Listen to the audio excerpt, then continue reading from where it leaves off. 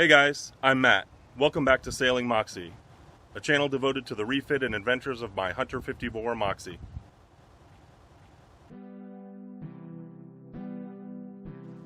I'm on the boat constantly and I've been working on projects left and right, primarily interior work while my engine is off the boat.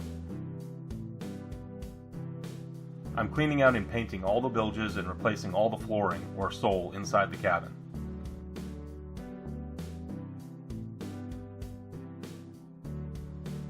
I'm also in the middle of converting my old chart table area into a more useful space.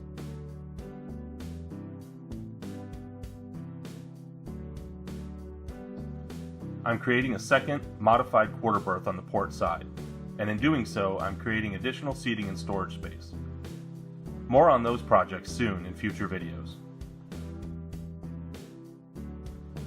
But I wanted to share a recent incident that left my boat full of water. I recently went on a week-long cruise to Alaska and Canada out of Seattle. Not really much to report from the cruise. There was some nice scenery when the fog and clouds lifted. The cruise itself was really nice, but the whole time I really wanted to be back on Moxie continuing interior work.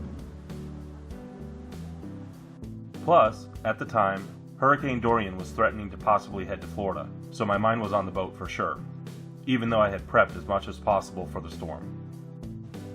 Anyways, when I finally returned to the boat after the cruise, I saw from the dock that something wasn't quite right. Moxie was sitting several inches lower in the water than usual, even though she was floating and still upright. I knew right away that I would find a substantial amount of water inside, and when I opened the boat up, that's exactly what I found. The entire cabin was flooded. Somehow, water had flowed in over the previous 9 days and either exhausted my batteries or burned out my bilge pump. I'm not sure which.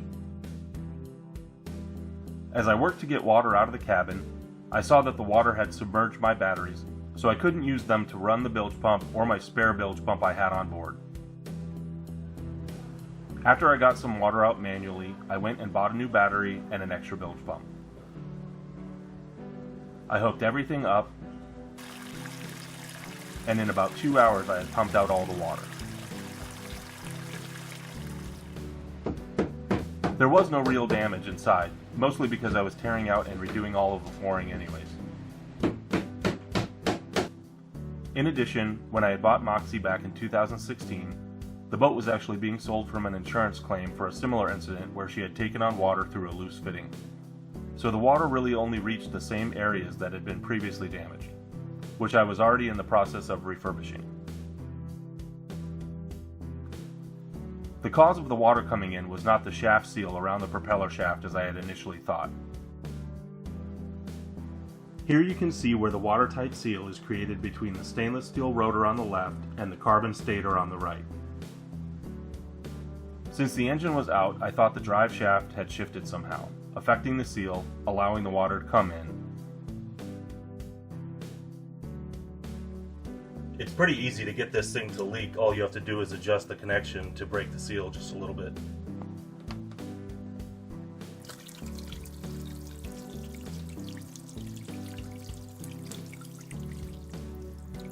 But if I rotate the propeller shaft a few times, the seal reseats itself.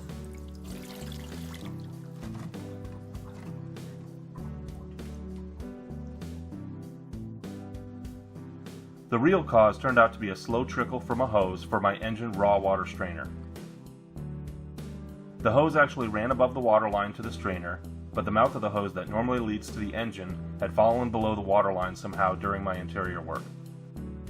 This created a siphon that pulled water in slowly over 9 days. The trickle was enough to run down the batteries over 9 days or burn out the pump. Since I was removing my electrical panel, the boat was not connected to shore power, so it was not being charged.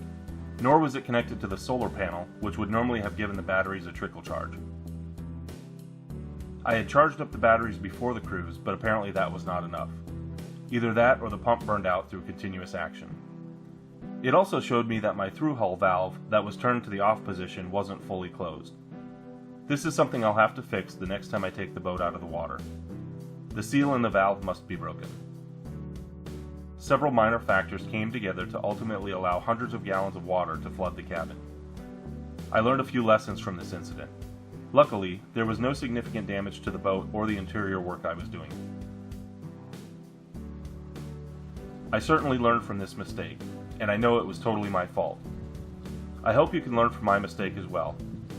I was lucky that this incident wasn't more serious and I could get back to my interior work within a day or two.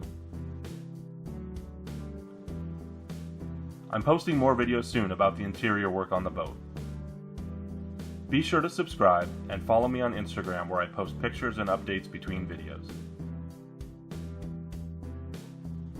Thanks for watching Sailing Moxie. We'll see you next time.